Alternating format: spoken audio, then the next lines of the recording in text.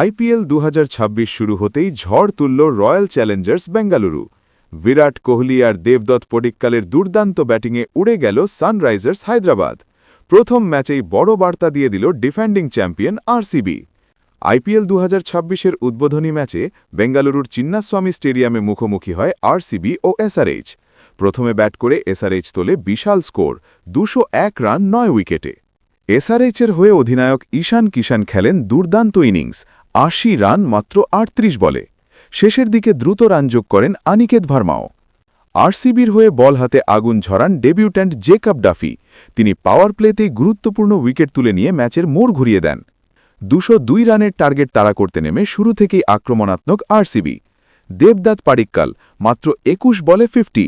তিনি শেষ পর্যন্ত করেন ৬১ রান মাত্র ২৬ বলে। আর আরেক প্রান্তে ঠান্ডা মাথায় ম্যাচ ফিনিশ করেন কিং বিরাট কোহলি, অপরাজিত ৬৯ রান মাত্র ৩৮ বলে। আরসিবি মাত্র ১৫.৪ ওভারে 203/4 তুলে ম্যাচ জিতে যায়। জয় আরসিবির। Player of the match Jacob Duffy. এটা শুধু জয় নয়, এটা ছিল একটা শক্তিশালী স্টেটমেন্ট। এই ম্যাচে স্পষ্ট আরসিবির ব্যাটিং লাইনআপ মারাত্মক ফর্মে। কোহলি এখনও ফিনিশার হিসেবে অসাধারণ, আর নতুন প্লেয়াররাও দারুণ পারফর্ম করছে। ডিফেন্ডিং চ্যাম্পিয়ন হিসেবে আরসিবি যে আবারও ট্রফির দৌড়ে এগিয়ে, সেটা এই ম্যাচেই বুঝিয়ে দিল।